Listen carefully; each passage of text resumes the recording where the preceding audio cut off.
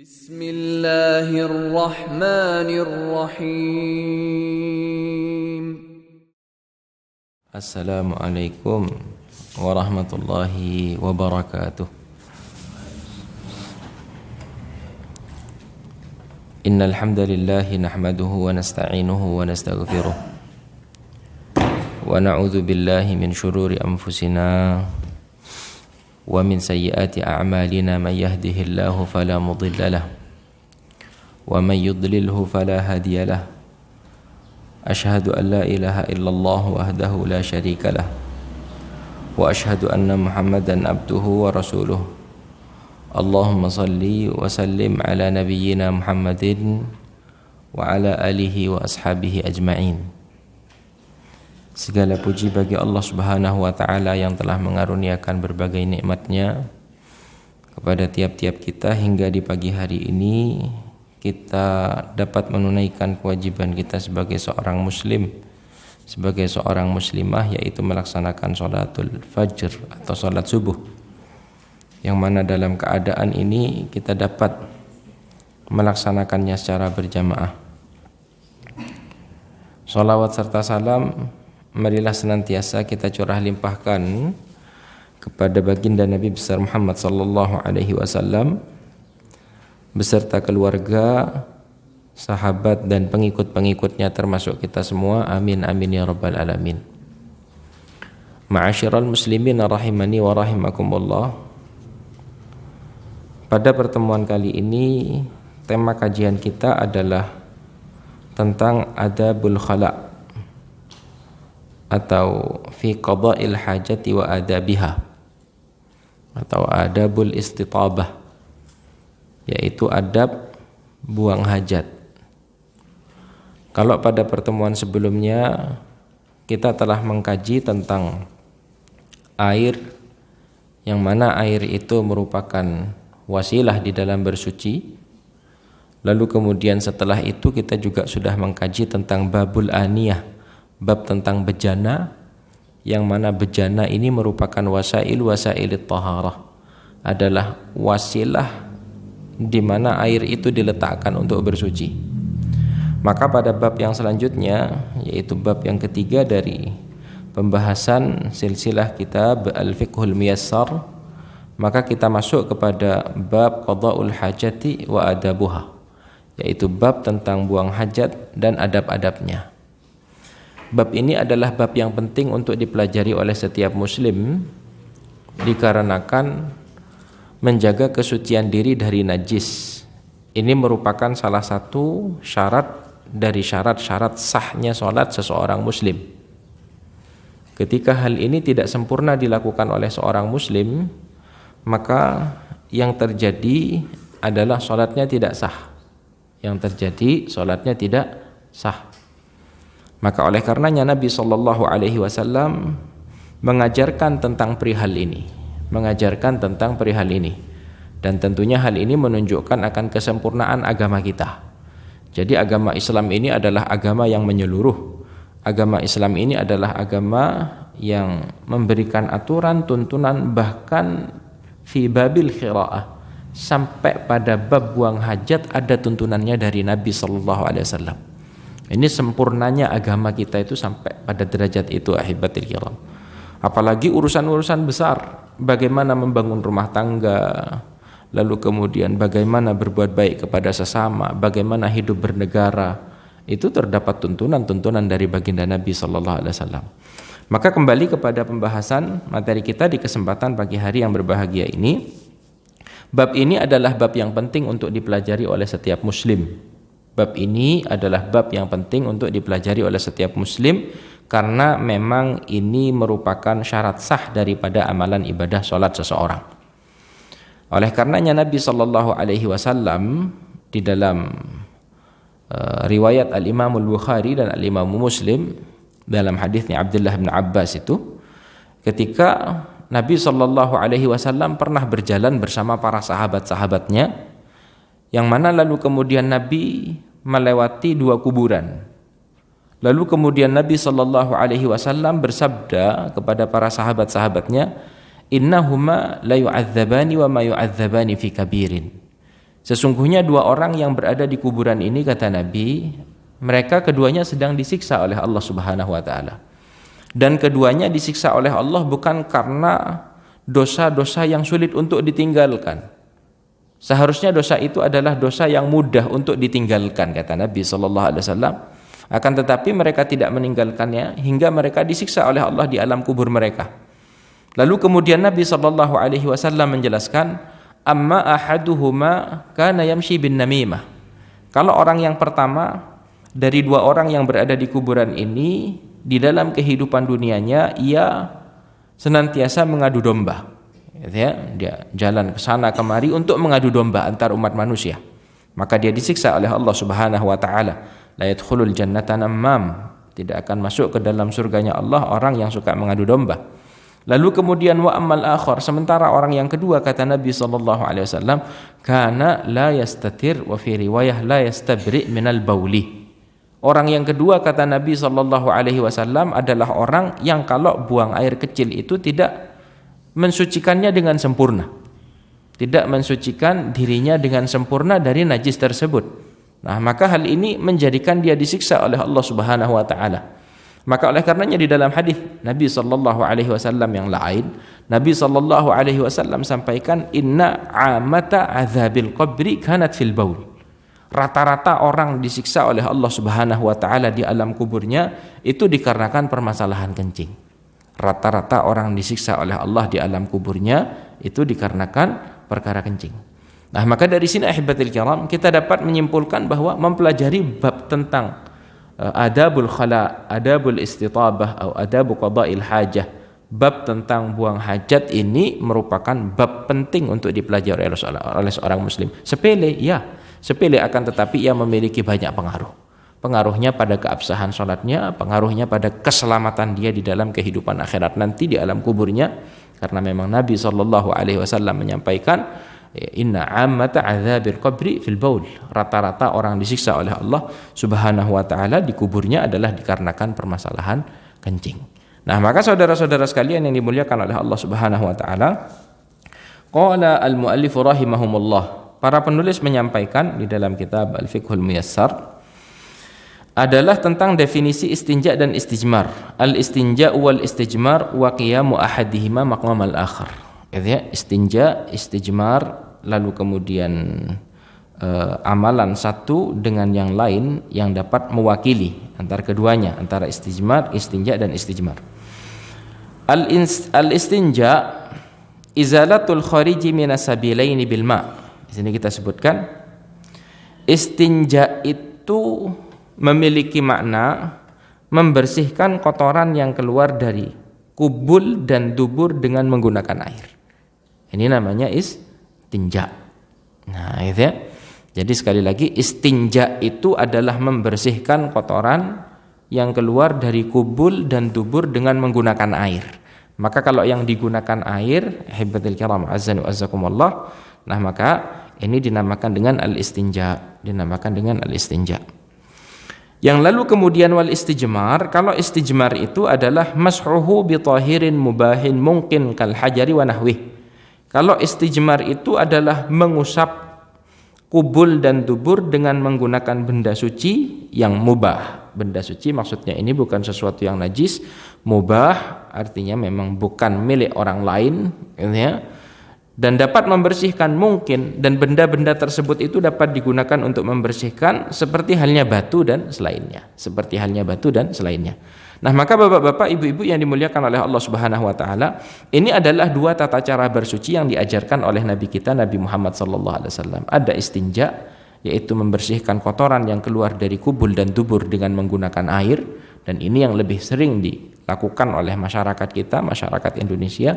Lalu kemudian ada tata cara yang kedua, yaitu istijmar, menggunakan batu sebagai wasilahnya, menggunakan batu sebagai wasilah untuk membersihkan kotoran yang keluar dari kubul ataupun dubur. Nah, dua-duanya ini pernah dilakukan oleh Nabi sallallahu alaihi wasallam. Kalau mungkin kita berada di keadaan normal, sedang bermukim di daerah di mana kita berada, adalah lebih memungkinkan untuk menggunakan air, dan tentunya menggunakan air lebih sempurna. menggunakan air lebih sempurna, dan itu juga diantara yang dilakukan oleh Nabi. Namun terkadang kita berada di daerah-daerah yang tidak kita dapati air di sana. Ataupun ketika ada air, air itu hanya cukup untuk kita gunakan minum. Seperti kalau misalkan kita melakukan petualangan, melakukan perjalanan ke daerah-daerah pegunungan atau manapun itu, dan ternyata tidak ada air, maka ada tata cara kedua yang dituntunkan oleh Nabi Shallallahu Alaihi Wasallam, yaitu al-istijmar. Untuk yang menggunakan air, ahibatil kiram, a'azzani wa a'azzakumullah. Jadi dua hal ini, istinja dengan istijmar, boleh dilakukan semuanya, boleh dilakukan semuanya. Salah satu dari keduanya ini sudah cukup untuk dilakukan oleh seorang muslim di dalam bersucinya, di dalam membersihkan kotoran yang keluar dari kubul dan dubur. Untuk menggunakan air, ini disampaikan oleh Anas ibnu Malik di dalam riwayatnya Al-Imamu Muslim, di mana Anas menyampaikan, kana Nabiyyu sallallahu alaihi wasallam yadkhulul khala'a fa ahmilu ana wa gulamun nahwi idawatan min ma'in wa anazah fayastanji bil ma'. Suatu ketika, kata Anas, Nabi Shallallahu Alaihi Wasallam itu buang hajat, maka aku dengan sahabatku ini membawakan untuk Nabi Shallallahu Alaihi Wasallam idawatan mimma. Idawah itu adalah bejana yang terbuat dari kulit yang digunakan untuk tempat menyimpan air, Maka pada saat itu, kata Anas ibnu Malik, aku dengan sahabatku membawakan untuk Nabi Shallallahu Alaihi Wasallam idawah, yaitu tempat di mana terdapat air di dalamnya, tempatnya terbuat dari kulit, wa anazah, lalu kemudian tombak kecil. Tombak kecil ini biasanya digunakan oleh Nabi Shallallahu Alaihi Wasallam untuk dijadikan sebagai pembatas sholat. Jadi kalau Nabi sholat itu, Nabi meletakkan pembatas sholat di hadapan Nabi Shallallahu Alaihi Wasallam, hingga tidak membahayakan ketika ada orang yang hendak melewati Nabi Shallallahu Alaihi Wasallam dari balik pembatas sholatnya. Ini diantara kebiasaan Nabi. Nah, maka katanya Anas ibnu Malik, fayastanji bil ma'. Maka Nabi Shallallahu Alaihi Wasallam ketika buang hajat pada saat itu, Nabi beristinjanya menggunakan air. Nah, ini adalah dalil yang menunjukkan bahwa Nabi dahulu cara mensucikan atau membersihkan kotoran yang keluar dari kubul dan dubur adalah menggunakan air. Sementara kalau yang menggunakan batu, ini disampaikan di dalam hadisnya Ummul Mukminin Aisyah radhiyallahu taala anha, ini dalam riwayatnya Imam Ahmad dengan sanad yang sahih, di mana Nabi bersabda, "Idza dhahaba ahadukum ilal ghaiti falyastatibba bi thalathati ahjarin fa innaha tujzi'u anhu." Jika seseorang di antara kalian, kata Nabi sallallahu alaihi wasallam, buang air besar, maka hendaknya dia mensucikan dirinya atau membersihkan kotorannya dengan menggunakan 3 buah batu, dikarenakan hal itu diperbolehkan, kata Nabi sallallahu alaihi wasallam.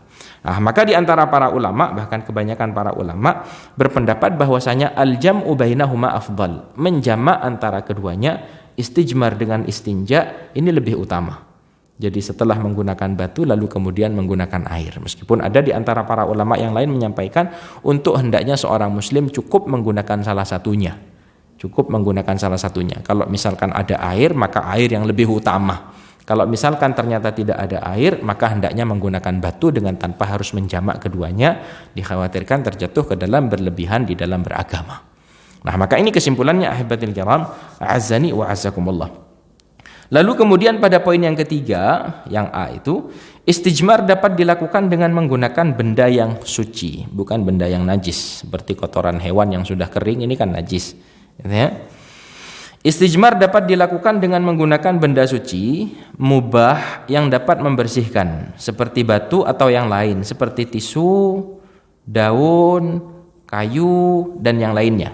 Demikian disebutkan di dalam kitab Al-Fiqhul Miyassar. Jadi istijmar itu bisa menggunakan batu ataupun yang lain, dengan catatan benda-benda tersebut adalah benda-benda yang suci, bukan benda yang najis secara zatnya, dan mubah, bukan miliknya orang lain, kita tidak mencuri, kita tidak menggosok miliknya orang lain. Lalu kemudian memang benda-benda tersebut dapat digunakan untuk membersihkan kotoran, maka itu diperbolehkan. Dan yang tidak diperbolehkan, ahibatil kiram, adalah ketika menggunakan ketika menggunakan kotoran hewan, atau menggunakan tulang. Ini tidak diperbolehkan oleh Nabi. Maka kalau dalam hadisnya Salman, Nahana ya'ni an-nabiy sallallahu alaihi wasallam an nastanjiya bil yamin. Nabi melarang kami untuk beristinja dengan menggunakan tangan kanan, wa an nastanji bi aqall min thalathati ahjar, lalu beristinja menggunakan batu yang kurang dari 3 buah, wa an nastanji bi raji'in aw azmin. Demikian halnya Nabi melarang kami untuk beristinja dengan menggunakan kotoran hewan atau dengan menggunakan tulang belulang. Ini dilarang oleh Nabi sallallahu alaihi wasallam. Jadi Nabi melarang kita umatnya untuk beristinja menggunakan tangan kanan, lalu kemudian kalau misalkan menggunakan batu kurang dari 3 buah batu, lalu kemudian yang ketiga adalah dilarang oleh Nabi untuk menggunakan kotoran hewan ataupun yang namanya tulang belulang. Artinya kotoran hewan dan tulang belulang ini merupakan makanan daripada hewan, daripada bangsa jin, ya. Jadi kalau jin itu makanannya kotoran dengan tulang belulang. Itu sebagaimana disampaikan oleh Nabi sallallahu alaihi wasallam. Nah, ahibatil kiram ma'azzani wa azzakumullah. Sampai di sini jelas ya? Sampai di sini jelas ya? Kalau kita simpulkan berarti cara mensucikan najis yang keluar dari kubul ataupun dubur ada istinja, ya, ada istinja dan ada istijmar. Istinja ini ketika membersihkannya menggunakan air, kalau istijmar ini ketika membersihkannya menggunakan batu. Dua-duanya boleh dilakukan. Memang kalau yang lebih bersih adalah ketika menggunakan air. Namun jika menggunakan batu, ya, walaupun tidak sebersih menggunakan air, ini sudah cukup untuk dilakukan oleh seorang muslim, sebagaimana hal itu dahulu dilakukan oleh baginda Nabi sallallahu alaihi wasallam dengan tuntunan yang barusan telah kita sampaikan. Jadi ada minimalnya 3 batu, lalu kemudian setelah itu menghindari untuk menggunakan benda-benda yang najis, gitu ya, seperti kotoran hewan, lalu kemudian untuk hendaknya juga tidak menggunakan tulang belulang. Selanjutnya ahibatil kiram, adab-adab buang hajat. Adab-adab buang hajat. Ketika seorang muslim hendak buang hajat, maka di antara tuntunan yang dituntunkan oleh Nabi sallallahu alaihi wasallam adalah hendaknya ia yang pertama adalah membaca doa masuk ke kamar mandi. Membaca doa masuk ke kamar mandi. Ini hal penting yang hendaknya dilakukan oleh seorang muslim hingga kita itu dilindungi oleh Allah Subhanahu wa taala. Tentunya semua kita sudah mengetahui doanya. Doanya itu ada 2 riwayat hadis, gitu ya. Kalau riwayat yang pertama adalah ucapan bismillah, itu disebutkan di dalam riwayatnya Al-Imam Tirmidzi dengan sanad yang sahih. Lalu kemudian doa yang kedua adalah Allahumma inni a'udzubika minal khubuthi wal khaba'ith. Nah, ini seorang muslim harus hafal ini. Anak-anak kita juga hendaknya diajarkan untuk menghafal doa sebelum masuk ke kamar mandi. Kenapa? Dikarenakan ahibatil kiram, kemanfaatan di dalam hal ini itu sangatlah besar bagi seseorang. Kemanfaatan di dalam hal ini itu sangatlah besar bagi seseorang, ya. Maka seperti ucapan bismillah ini disampaikan oleh Nabi sallallahu alaihi wasallam di dalam hadisnya Ali bin Abi Thalib, ya. Di mana Nabi sallallahu alaihi wasallam bersabda, "Sitru ma bainal jinni wa aurati bani Adam idza dakhala al-khala'a ayyakula bismillah." Coba kita renungkan apa kata Nabi. Nabi menyampaikan pembatas antara jin dan auratnya anak-anak Adam ketika ia masuk ke dalam kamar mandi adalah ketika mengucapkan bismillah. Nah, ini luar biasa, gitu ya. Kalau kita masuk ke kamar mandi tentunya kita membuka aurat kita. Dan ada bangsa jin, ada para syayatin yang mana mereka memungkinkan untuk melihat aurat kita, ya, dan kita tidak melihat mereka dikarenakan mereka gaib bagi kita, ya. Nah, maka kata Nabi sallallahu alaihi wasallam, pembatas antara jin dengan auratnya anak-anak Adam ini ketika anak-anak Adam ini masuk ke kamar mandi adalah dengan mengucapkan bismillah.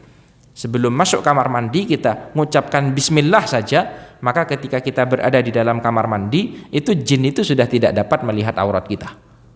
Ini luar biasa, ya. Sebuah amalan yang ringan akan tetapi menjadikan kita terjaga, dijaga oleh Allah Subhanahu wa taala dari godaan-godaan jin. Lebih lengkapnya lagi ahibatil kiram diriwayatkan oleh Imam Bukhari dan Al-Imam Muslim, yaitu doa yang kedua. Allahumma inni a'udzubika minal khubuthi wal khaba'ith. Ya Allah, aku berlindung kepadamu dari al-khubuth. Khubuth ini sebagaimana disampaikan oleh para ulama adalah jam'u khabith, jamak daripada khabith. Maknanya adalah rijalul jin. Gitu ya. Jin dari kalangan laki-laki, wal khaba'ith. Kalau khaba'ith itu adalah nisaul jin, adalah para wanita dari kalangan jin. Artinya ketika seorang muslim membaca doa Allahumma inni a'udzubika minal khubuthi wal khaba'ith, artinya kita itu sedang meminta pertolongan kepada Allah dari godaan jin laki-laki dan jin perempuan. Gitu ya, semakin sempurna lagi. Maka kalau misalkan kita baca dua-duanya bismillah Allahumma inni a'udzubika minal khubuthi wal khaba'ith, maka insyaallah kita akan senantiasa dijaga oleh Allah Subhanahu wa taala. Karena dari kalangan jin ini ada di antara mereka yang kafir, di antara mereka yang tidak memeluk agama Islam, dan mereka lah yang dinamakan dengan syayatin. Dan setan-setan inilah ahibatil kiram yang menginginkan keburukan bagi anak-anak keturunannya Nabiullah Adam alaihi salam. Ya, dari tidak sempurna di dalam bersuci, dari percikan kotoran yang mengenai pakaian kita sehingga mempengaruhi kepada keabsahan sholat kita. Maka di antara tuntunan yang dituntunkan oleh Nabi Sallallahu Alaihi Wasallam ketika seseorang hendak masuk ke kamar mandi untuk jangan lupa berdoa terlebih dahulu. Bismillah, Allahumma inni a'udzubika minal khubuthi wal khaba'ith. Ini hendaknya dihafalkan oleh tiap-tiap kaum muslimin. Lalu kemudian ahibatil kiram, a'azzani wa a'azzakumullah. Yang kedua adalah mendahulukan kaki kiri ketika masuk ke kamar mandi dan kaki kanan ketika telah keluar. Ini di antara adab-adab sunnah-sunnah yang dituntunkan ketika seseorang itu hendak ke kamar mandi. Jadi yang masuk kaki apa duluan berarti ini? Kaki kiri, gitu ya, kaki kiri. Kalau hadis secara khusus memang tidak ada, gitu ya. Kalau di dalam kitab Sahih Fiqhus Sunnah itu tidak didapati adanya hadis secara khusus, ini sebagaimana disampaikan oleh Abu Malik penulis daripada kitab Sahih Fiqhus Sunnah, akan tetapi disebutkan oleh Al-Imam Syaukani dalam Sailul Jarrar, wa amma taqdimul yusra dukhulan wal yumna khurujan falahu wajhun likaunit tayamun fima huwa syarifun wat tayasur fima huwa ghairu syarif. Ya, wa qad warada ma yadullu alaihi fil jumlah. Ya, jadi memang tuntunan untuk masuk ke kamar mandi dengan terlebih dahulu melangkahkan kaki kiri kita, lalu kemudian ketika keluar dengan terlebih dahulu melangkahkan kaki kanan kita, ini adalah sesuatu yang dianjurkan dikarenakan memang untuk sesuatu yang baik-baik itu kita disunnahkan untuk mendahulukan yang kanan dulu. Kalau masuk masjid, kanan dulu. Mau masuk rumah, kanan dulu. Ya. Tapi kalau misalkan mau masuk ke kamar mandi untuk buang hajat ini, untuk buang kotoran di sini, nah maka dalam keadaan ini sangat dianjurkan sekali untuk seorang muslim itu mendahulukan kaki kirinya, dan keluar dari kamar mandi dianjurkan untuk hendaknya mendahulukan kaki kanannya. Ini sebagaimana disampaikan oleh Al-Imam Asy-Syaukani di dalam kitab beliau As-Sailul Jarrar. Baik.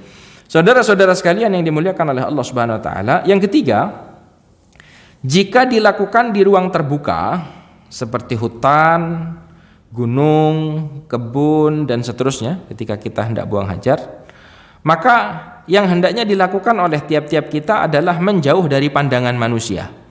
Adalah hendaknya tiap-tiap kita menjauh dari pandangan manusia. Ini hal penting yang hendaknya kita lakukan, ahibatil kiram, azzani wa azzakumullah. Kenapa? Karena Rasulullah sallallahu alaihi wasallam dahulu melakukan hal itu. Mungkin kita melakukan touring, melakukan petualangan yang tidak ada kamar mandi khusus di sana sehingga kita harus buang hajat di alam bebas, maka tuntunan yang dituntunkan oleh baginda Nabi sallallahu alaihi wasallam pada poin yang A adalah hendaknya menjauh dari pandangan manusia, gitu ya. Karena menutup aurat ini hal penting yang harus dijaga oleh seorang muslim. Aurat ini jangan sampai terbuka, jangan sampai terlihat. Bahkan antara laki-laki satu dengan laki-laki lain ataupun perempuan satu dengan perempuan lain, apalagi antar lawan jenis. Apalagi antar lawan jenis. Maka kalau di dalam hadisnya Jabir, beliau menyampaikan, kharajna ma'a Rasulillah sallallahu alaihi wasallam fi safarin, wa kana Rasulullah sallallahu alaihi wasallam la ya'til buraza hatta yataghayyaba fala yura. Suatu ketika, katanya Jabir, kami itu melakukan safar bersama Nabi. Maka Nabi sallallahu alaihi wasallam itu tidaklah ketika beliau hendak mendatangi tempat untuk buang hajat, melainkan Nabi sallallahu alaihi wasallam itu pergi ke tempat yang jauh sampai tidak terlihat oleh siapapun. Sampai tidak terlihat oleh siapapun. Nah, ini hal penting. Karena di zaman sekarang ini banyak orang-orang yang tidak terlalu memperhatikan untuk auratnya itu terlihat oleh orang lain, gitu ya. Pokok sudah pengen buang air kecil saja di ban mobilnya misalkan, gitu ya. Atau di mana namanya, di pohon, enggak tahu, enggak ngurus mau kelihatan siapa enggak ngurus. Nah, ini adalah hal yang hendaknya diperhatikan oleh seorang muslim sebagaimana dituntunkan oleh baginda Nabi sallallahu alaihi wasallam. Baik. Yang lalu kemudian ahibatil kiram, a'azzani wa a'azzakumullah, pada poin yang B, untuk hendaknya tidak membuka kain celana atau mengangkat kain sarung hingga ia duduk.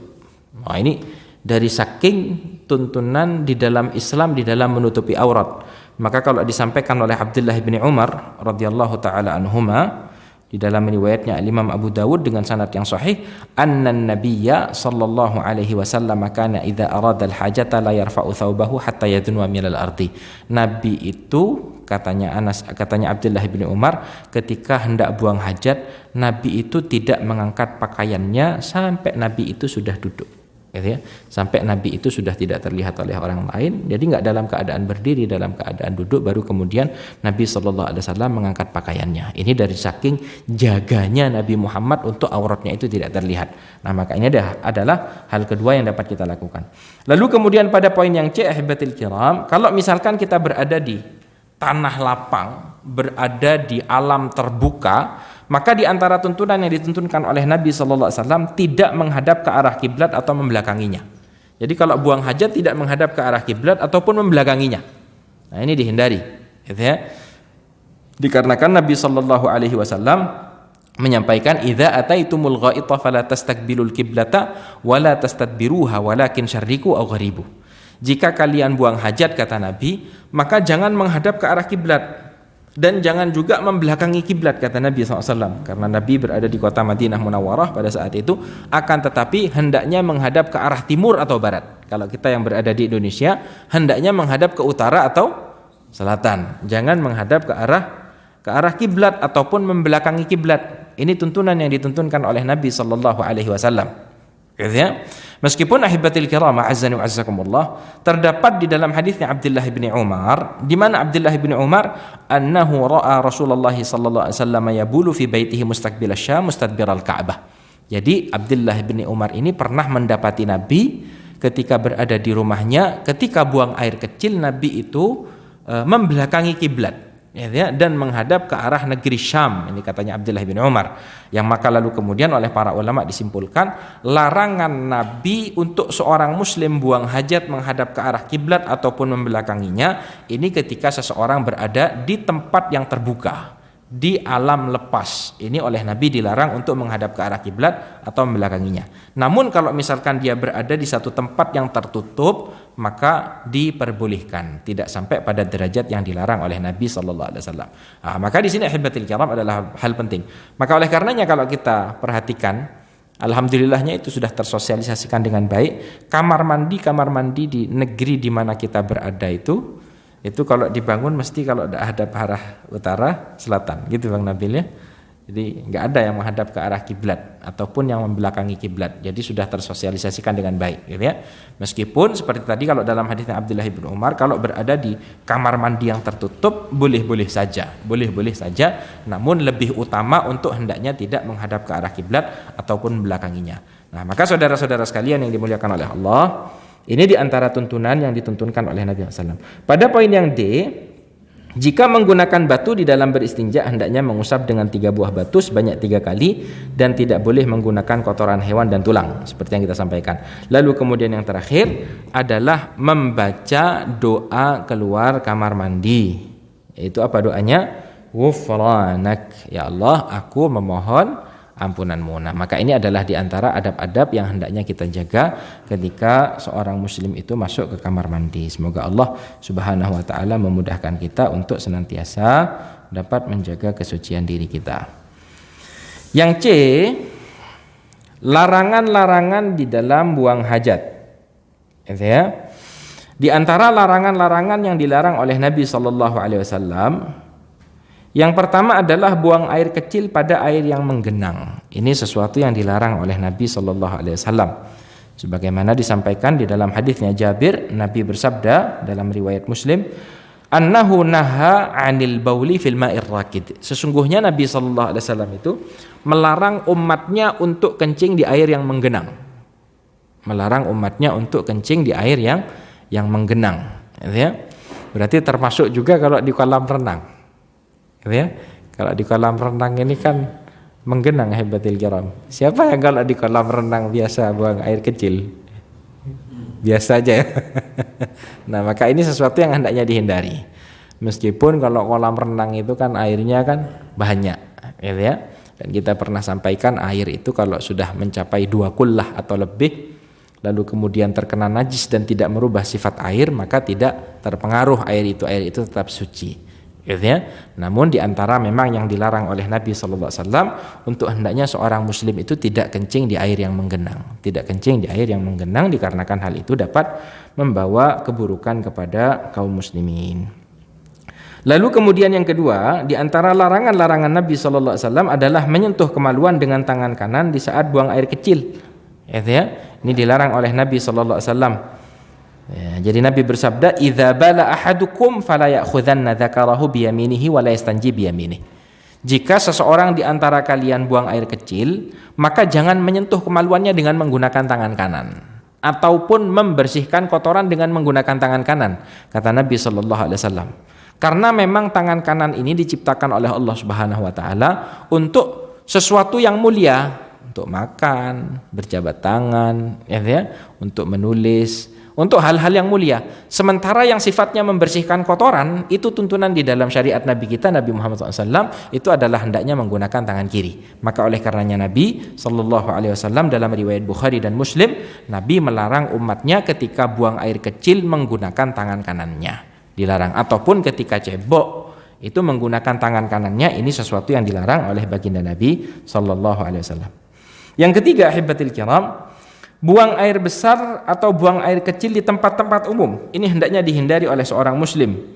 Di saluran air, di sumber misalkan, gitu ya. Ada di gunung ataupun di daerah perbukitan, lalu kemudian buang airnya di sumber air, gitu ya. Nah, maka yang seperti ini dihindari, gitu ya.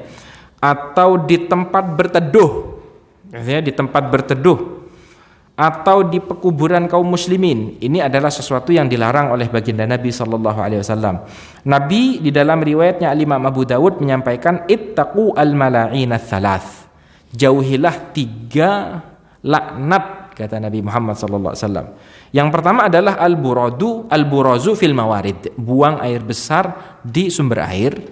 Lalu kemudian yang kedua adalah waqari'atit tariq, di pinggir jalan. Lalu kemudian yang ketiga adalah wadzil, yaitu di tempat-tempat umat manusia berteduh. Ini adalah sesuatu yang dilarang oleh baginda Nabi SAW. Apa maksudnya menghindari 3 laknat ini? Kalau misalkan kita buang air besar ataupun buang air kecil di tempat-tempat tersebut, ahibatil kiram, ini kan akan mengganggu orang lain. Orang yang lewat, orang yang berteduh, orang yang berjalan akan mencium bau yang tidak sedap, bahkan mungkin akan menginjak kotoran kita hingga menyebabkan orang-orang yang terganggu tadi itu melaknat orang-orang tadi. Kurang ajar ya. Nah, misalkan, gitu ya, dilaknat. Ini. Nah, maka ahibatil kiram, laknat-laknat yang seperti ini, kata Nabi SAW, hendaknya dihindari oleh seorang muslim. Hendaknya dihindari oleh seorang muslim. Biasanya kalau di masyarakat kita yang suka kurang terjaga itu buang air kecil sembarangan biasanya, gitu ya. Pokok sudah ada lubang, ada tempat kecil gitu digunakan untuk buang air kecil oleh sebagian masyarakat, sehingga ketika para pejalan kaki melewati tempat tersebut tercium bau-bau yang tidak sedap. Nah, maka yang seperti ini hendaknya dihindari oleh kaum muslimin. Termasuk juga ahibatil kiram ma'azzani wa azzakumullah adalah di kuburan. Di kuburan ini hendaknya dihindari. Di kuburan hendaknya dihindari. Dikarenakan Nabi SAW menyampaikan, la ubali awasatal kuburi qadaitu hajati aw wasatas suq. Jadi Nabi SAW dalam hadis ini melarang umatnya itu untuk buang hajat di kuburan ataupun buang hajat di pasar. Ini sesuatu yang dilarang oleh baginda Nabi sallallahu alaihi wasallam. Lalu kemudian yang keempat, di antara larangannya adalah membaca Al-Qur'an di saat buang hajat. Ini sesuatu yang dihindari. Wa may yu'azzim sya'airallahi fa innaha min taqwal qulub. Barang siapa yang mengagungkan syiar-syiar Allah, maka yang demikian itu merupakan bagian daripada ketakwaan hati kita kepada Allah Subhanahu wa taala. Lalu kemudian pada poin yang D, perkara yang dimakruhkan, tidak sampai pada derajat yang diharamkan di saat seseorang itu buang hajat. Yang pertama adalah berbicara. Bicara ini di antara perbuatan yang dimakruhkan ketika seseorang itu buang hajat. Apa dalilnya? Dalilnya ahibatil kiram disebutkan oleh al-Imam Muslim, marra rajulun wan nabiyyu sallallahu alaihi wasallam yabul fasallama alaihi falam yarudda alaihi.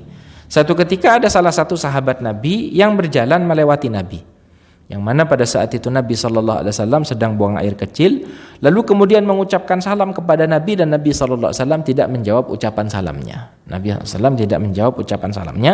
Maka di sini disimpulkan oleh para ulama bahwa yang namanya seorang muslim yang sedang buang hajat itu dimakruhkan untuk berbicara illa li hajah, kecuali kalau misalkan ada kebutuhan, gitu ya, maka diperbolehkan untuk berbicara sesuai dengan kebutuhannya. Akan tetapi di kamar mandi buang hajat sambil cerita-cerita, sambil bicara dengan orang yang berada di luar, nah maka ini sesuatu yang dimakruhkan, yang hendaknya dihindari oleh seorang muslim.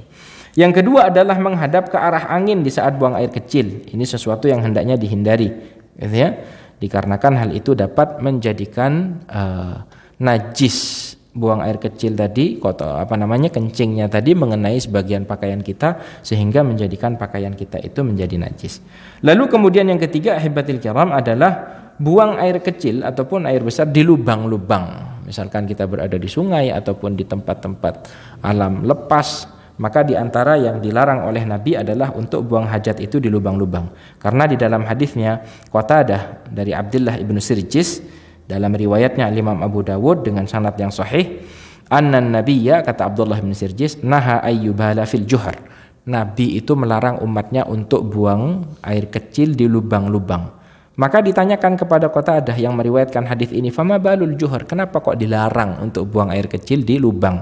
Maka kata Qatadah pada saat itu menukil, qala yuqalu innaha masakinul jin, dikarenakan lubang-lubang itu adalah tempat tinggalnya jin. Lubang-lubang itu adalah tempat tinggalnya jin. Maka ini tentunya dapat membahayakan anak Adam, Nah, maka oleh karenanya dihindari. Belum lagi kalau misalkan terdapat hewan-hewan yang membahayakan, kalajengking misalkan, atau ular misalkan, yang terganggu dengan seseorang yang buang air kecil dapat membahayakan orang tersebut. Nah, lalu kemudian yang terakhir ahibatil kiram azza wa jazakumullah, membawa sesuatu yang terdapat nama-nama Allah Subhanahu wa taala padanya. Nah, ini hendaknya dihindari. Kalau ke kamar mandi jangan bawa sesuatu yang terdapat nama-nama Allah Subhanahu wa taala di dalamnya. Karena Nabi di dalam riwayatnya Al-Imam Abu Dawud, kana idza dakhala al-khala wada'a khatamah. Nabi itu kalau masuk ke kamar mandi melepas cincinnya. Karena pada cincin Nabi sallallahu alaihi wasallam itu terdapat tulisan Muhammad Rasulullah. Allah Rasul Muhammad. Akhirnya yang di atas Allah, di bawahnya Rasul, lalu kemudian di bawahnya Muhammad. Muhammad adalah utusan Allah, yang mana kalau Nabi ke kamar mandi maka cincin itu dilepas. Gitu ya. Ini ta'ziman lirrabb, sebagai bentuk pengagungan kepada Allah Subhanahu wa taala. Atau kalau misalkan bawa mushaf kecil, jangan dibawa ke kamar mandi. Sementara kalau HP tidak ada masalah, gitu ya. Kalau HP tidak ada masalah, walaupun HP-nya ada Al-Qur'annya sebagaimana disampaikan oleh para ulama, dikarenakan bukan satu-satunya Al-Qur'an yang berada di HP ini, gitu ya. Dan kalau tidak dibuka Al-Qur'annya, ya tentunya tidak terlihat yang namanya firman-firman Allah Subhanahu wa taala yang terdapat di HP. Kalau HP dikecualikan oleh para ulama. Namun kalau seperti mushaf, ahibatil kiram, atau HP dalam keadaan terbuka aplikasi Al-Qur'annya, lalu kemudian kita masuk ke kamar mandi, itu dihindari. Gitu ya, dihindari sebagai bentuk pengagungan kita kepada Allah Subhanahu wa taala. Illa li darurah, kecuali berada dalam keadaan darurat, gitu ya. Kita bawa mushaf kecil lalu kemudian kita berada di kamar mandi yang umum pada saat kita safar misalkan, yang kalau misalkan ini kita letakkan di luar dapat hilang, maka bisa diletakkan di dalam tas kita atau pakaian kita, lalu kemudian segera menunaikan hajat kita. Ini dalam keadaan darurah. Tapi kalau misalkan berada dalam keadaan normal, maka seorang muslim hendaknya menghindari masuk ke dalam kamar mandi dengan membawa sesuatu yang terdapat nama-nama Allah Subhanahu wa taala padanya. Bapak-bapak, ibu-ibu yang dimuliakan oleh Allah, ini adalah di antara tuntunan yang dituntunkan di dalam adabul khala. Terdapat beberapa pembahasan masail yang biasanya banyak terjadi. Siapa yang tahu boleh tidak seorang muslim itu buang air kecil berdiri? Boleh tidak buang air kecil berdiri? Boleh. Boleh. Gimana? Ahsan, tertutup. Pilihannya, kalau buang air kecil berdiri apa duduk? Atau loncat-loncat? Nah, maka ahibatil kiram azza wa jalla, hukum asal ketika seorang muslim itu hendak buang air kecil adalah hendaknya duduk. Ya. Ketika seorang muslim itu hendak buang air kecil adalah hendaknya duduk. Namun apakah diperbolehkan seorang muslim itu ketika buang air kecil dalam keadaan berdiri? Jawabannya adalah diperbolehkan. Jadi ada dua hadis, satu hadisnya Ummul Mukminin Aisyah radhiyallahu taala anha, lalu kemudian hadis yang kedua adalah hadisnya Hudzaifah. Kalau dalam hadisnya Ummul Mukminin Aisyah itu menyampaikan dalam riwayat Tirmizi, "Man haddatsakum anna an-nabiy sallallahu alaihi wasallam kana yabulu qa'iman fala tusaddiquhu." Ya. Maka yabulu illa qaida. Siapa yang menyampaikan kepada kalian, kata Aisyah, kalau Nabi itu buang air kecilnya dalam keadaan berdiri, maka jangan kalian percaya, kata Aisyah. Karena Nabi tidaklah buang air kecil melainkan duduk. Nah, ini artinya kebiasaan Nabi ketika berada di rumahnya, buang air kecilnya Nabi SAW itu duduk. Nah, ini tuntunan yang hendaknya kita jaga. Ini disampaikan oleh Ummul Mukminin Aisyah radhiyallahu taala anha bahwa buang air kecilnya Nabi itu dilakukan dengan cara duduk. Namun apakah boleh dilakukan dengan cara berdiri? Terdapat hadis yang disampaikan oleh Hudzaifah. Ini diriwayatkan oleh Imam Bukhari dan Muslim bahwasanya Nabi sallallahu alaihi wasallam ini satu ketika berada dalam keadaan safar, Nabi sallallahu alaihi wasallam pergi ke tempat pembuangan, lalu kemudian setelah itu Nabi sallallahu alaihi wasallam fabala qa'imah. Nabi kencing dalam keadaan berdiri. Ya, Nabi kencing dalam keadaan berdiri. Ya. Ini disampaikan oleh Hudzaifah radhiyallahu taala anhu. Nah, maka di sini ada dua hadis. Hadisnya Aisyah yang menyebutkan kalau Nabi itu buang air kecilnya duduk, dalam hadisnya Hudzaifah dalam keadaan safar Nabi pernah buang air kecil dalam keadaan berdiri. Maka kalau kita simpulkan kebiasaan Nabi itu kencingnya duduk. Namun terkadang boleh dilakukan oleh seorang muslim dalam keadaan berdiri sebagaimana disebutkan oleh Hudzaifah. Pembahasan yang kedua, ahibatil kiram, ada di antara kaum muslimin itu yang biasanya ada yang diuji oleh Allah dengan sakit salasilul baul atau beser, ya, yang tidak bisa menjaga keluarnya air kencing, ya. Jadi air kencing ini keluar di luar kontrolnya, ya. Nah, maka kalau misalkan seseorang berada dalam keadaan ini, memiliki penyakit salasilul baul atau beser seperti ini, maka orang ini memiliki pengecualian. Ini kalau seperti disampaikan oleh para ulama, hukumnya seperti seorang wanita yang istihadhah. Jadi kalau misalkan ada seiring bertambahnya usia biasanya terjadi itu pada seseorang, gitu ya, tidak mampu menjaga keluarnya kencing, keluar dengan sendirinya tanpa kita kehendaki. Nah, maka kalau misalkan seseorang berada dalam keadaan itu, ahibatil kiram, dia berada pada hukum seorang wanita yang istihadhah. Ya, seorang wanita yang istihadhah itu adalah wanita yang mengeluarkan darah segar, ya, dari pembuluh darah di rahimnya, dan ini darah penyakit. Ini darah penyakit. Hukum wanita tersebut tetap suci, ya, tetap wajib sholat. Maka yang hendaknya dilakukan adalah dia bersuci, membersihkan dirinya dari najis, lalu kemudian berwudu, lalu kemudian setelah itu apa-apa yang keluar dari air kencingnya, maka itu termasuk sesuatu yang dimaafkan. Termasuk sesuatu yang dimaafkan karena sudah di luar kemampuannya. Mau sholat lagi, zuhur, selesai sholat zuhur, mau sholat asar, bersuci lagi, ya. Dibersihkan, istinja, lalu kemudian setelah itu wudu, lalu kemudian setelah itu melaksanakan sholat asar, dan demikian seterusnya, dan demikian seterusnya. Tapi ini bapak-bapak, ibu-ibu yang dimuliakan oleh Allah, adalah materi yang dapat kita sampaikan di kesempatan pagi hari yang berbahagia ini. Jika ada pertanyaan, kita persilahkan. Tafadhol. Jika lupa mengucapkan doa sebelum masuk kamar mandi, di dalam kamar mandi apa boleh berdoa? Di dalam hatinya. Jadi kalau misalkan sudah lupa, ya namanya manusia biasa lupa, ya, tahu-tahu masuk kamar mandi, lupa untuk membaca doa masuk kamar mandi. Nah, apakah boleh untuk membaca doa masuk kamar mandi ketika sudah berada di dalamnya? Tidak ada masalah, diucapkan di dalam hatinya tanpa melafalkannya, ta'ziman li kalamir Rabb, sebagai bentuk pengagungan akan nama Allah Subhanahu wa taala. Jadi cukup dibaca di dalam hati saja. Nah, insyaallah masih dilindungi oleh Allah Subhanahu wa taala. Baik. Ada lagi ya betul kira? Tafadhal. Apakah tetap waktu lupa itu dengan baca basmalah juga atau Ya, di dalam hatinya. Di dalam hatinya. Bismillah. Naam. Bismillah. Karena a'udzubika ini pun ya juga memiliki kandungan makna aku berlindung kepadamu. Bismillah, Allahumma inni a'udzubika minal khubuthi wal khaba'ith. Diucapkan dalam hati saja. Baik. Ada yang lain, habibil kiram? Jelas insyaallah. Jelas? Tak ada yang bertanya? Baik. Semoga kita termasuk hamba-hamba Allah Subhanahu wa taala yang dapat menjaga kesucian diri kita, karena Allah Subhanahu wa taala berfirman bahwasanya Allah Subhanahu wa taala mencintai hamba-hambanya yang senantiasa mensucikan diri. Qala Rabbuna jalla jalaluhu innallaha yuhibbut tawwabin wa yuhibbul mutatahhirin. Allah cinta kepada hamba-hambanya yang senantiasa bertaubat dan yang senantiasa menjaga bersuci. Gitu ya. Kita akhiri perjumpaan kita di kesempatan pagi hari ini dengan doa akhir majelis. Subhanaka Allahumma rabbana bihamdika asyhadu an la ilaha illa anta astaghfiruka wa atubu ilaik. Assalamualaikum warahmatullahi wabarakatuh. ثم كان من الذين آمنوا وتواصوا بالصبر وتواصوا بالمرحمة